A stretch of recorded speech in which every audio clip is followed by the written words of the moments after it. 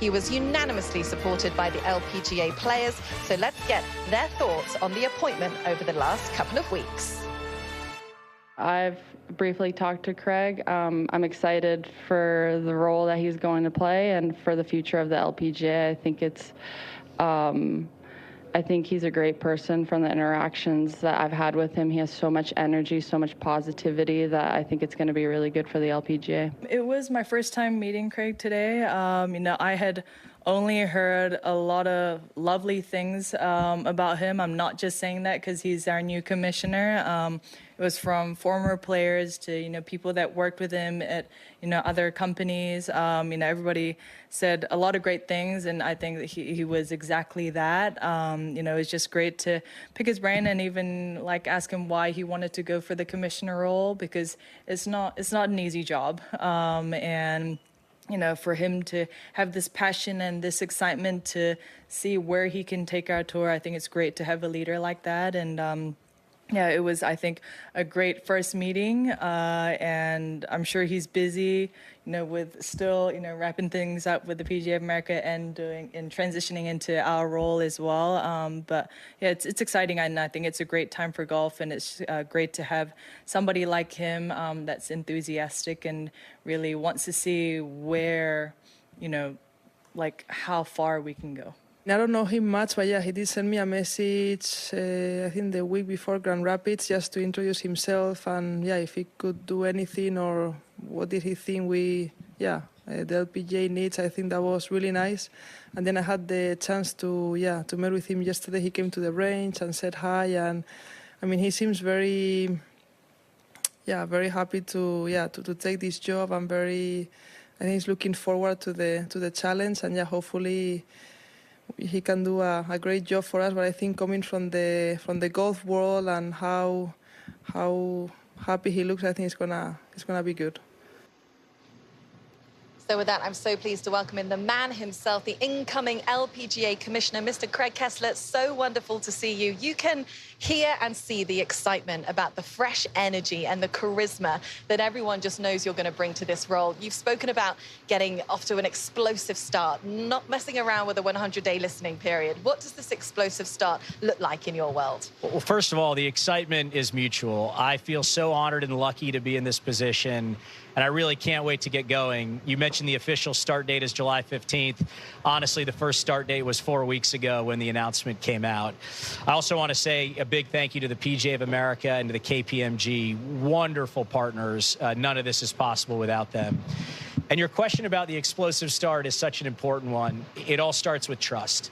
My number 1, 2, and 3 priority over the first few weeks is to build trust, particularly with our players and our sponsors. And my hope is that after the first few weeks, if we can all look at one another and they say, we believe in our future and it's rooted in trust, anything is possible. Yeah, you've spoken widely already about the 4 pillars that are going to be guiding your vision into this commissioner role. Building trust, as you say, building visibility, building fans, and a solid financial foundation as well. In your opinion, what do you see as the biggest challenge, and how do you plan to address that? Well, look, let's start with the opportunity. I think women's sports has exploded. Golf is beginning to have its moment, but there's so much opportunity left on the table. And I think what we need to do in particular is turn people who today maybe think about watching the LPGA, get them to watch. And once they watch, get them to root. I've had a chance to get to know dozens of players over the last several months, and in particular meet 40 or 50 just in the last couple of days here.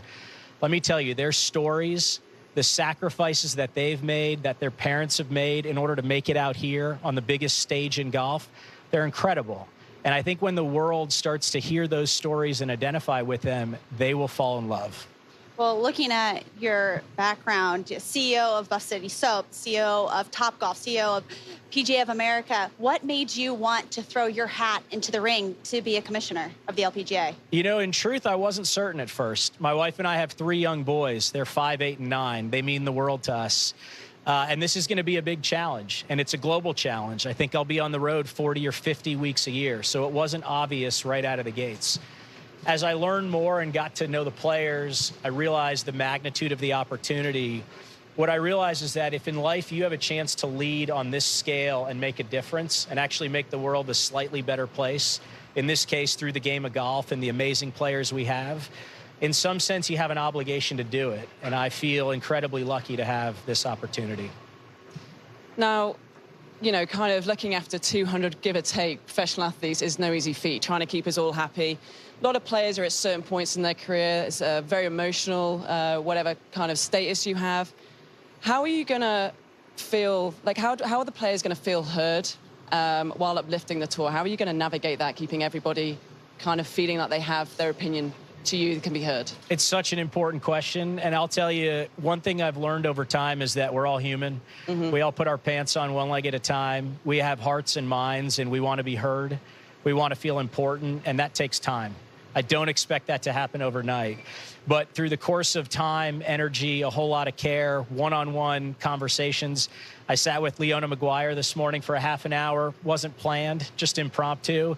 I learned so much about her and the league and the game and the sport from a half an hour with her this morning.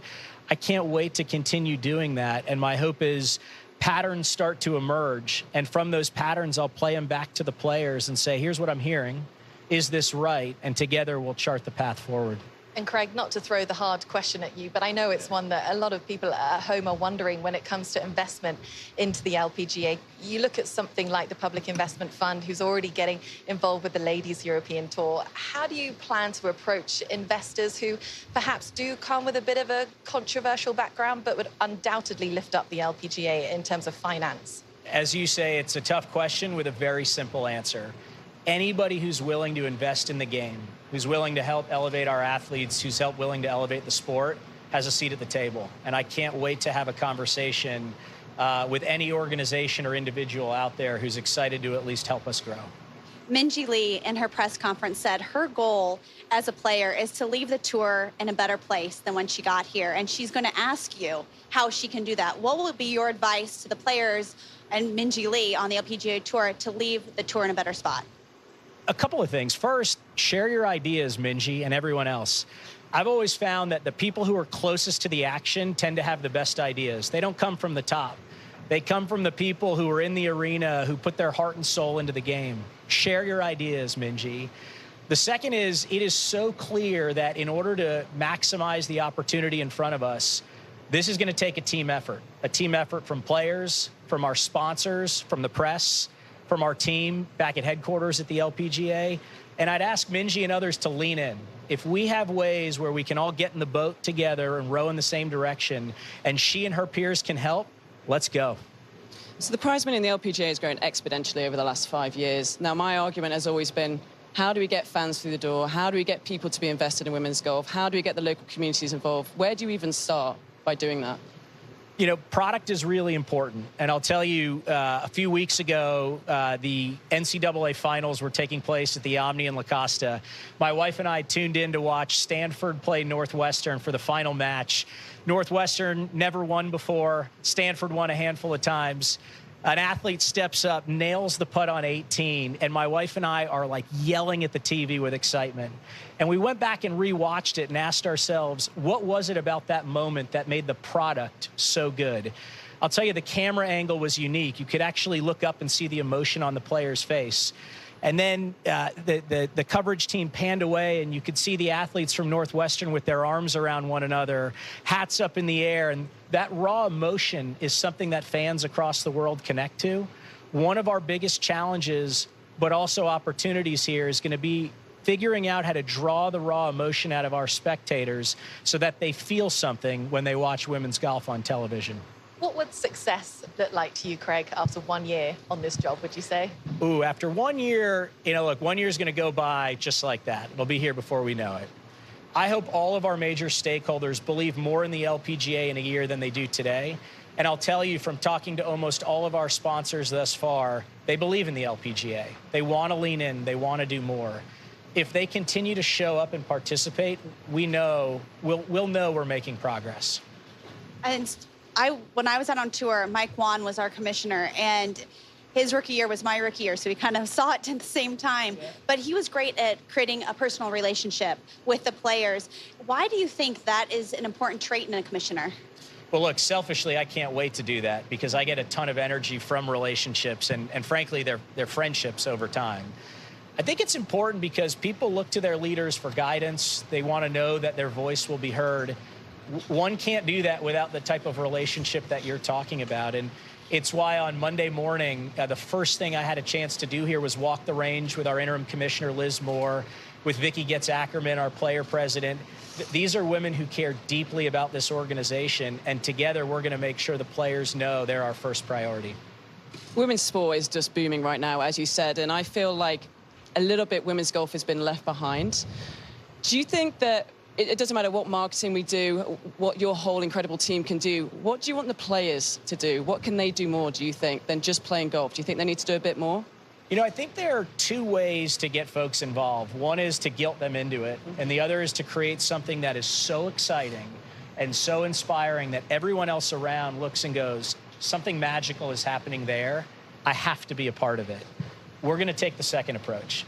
We're going to try and create something that is just so exciting that families across the country, sponsors, media want to get involved.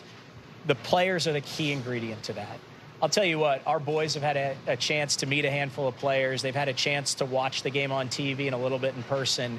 The feeling they walk away after they get to meet someone like a Nelly or a Lydia or a Brittany Lincecum, they fall in love instantly. I can't do that. Players are the only ones who can create that type of reaction. That's the primary place where they can lean in. I was just about to say, your kids are about to inherit about 200 new aunties who I know will be just embracing them along every part of this journey. How much will your family be behind, you know, the role that you're about to take on and the kids, and knowing what a big role golf could play in a young person's life? A lot. You know, a true story, and some of you may have heard this, so forgive me if it's the second time, but my wife and I, before I had made the decision to take on the job, sat our three boys down and said, hey, mom and dad are going to talk to you like adults tonight. And we walked them through the opportunity and asked them for their thoughts. Our 9-year-old, who's like his dad, asked 15 questions to qualify and make sure it, in fact, was a good opportunity for his dad. Our 7-year-old looked at me and he said, but Dad, you're a boy and I'm a boy, so why don't you just play boy sports? We used that as a teaching moment, and we said, hey, son, if all you did in life were things that looked like you and sound like you, you've lost the plot. Life is much richer than that. And our 5-year-old said, hey, Dad, if Mommy and you are going to take me out of school to go to Asia, I just need to know, do they sell chocolate milk in Asia? So there you have it. Yes, get yourself to a 7-Eleven. I can tell you that they do. Just finally, Craig, we've been peppering you with questions for 10 minutes, but is there anything that you'd like to say or any message that you would like to get over to the viewers, the players, or anybody watching this? Yeah, I appreciate the opportunity. I think the message is simple. I am so grateful for the opportunity. I'm going to put my heart and soul into this opportunity because I think the world needs it. The world will be a slightly happier, more fun, better place when these women have a chance to shine, when they have a chance to tell their stories. And by the way, when they get to connect with young kids, girls or boys, and show them what they're capable of, I'm just incredibly humbled to be a part of something like this. Well, Craig Kessler, we are all very excited for you to come on board at the LPGA July 15th, your first day in the office. We're very much looking forward to it. Thank you so much for your time. Thanks for having me.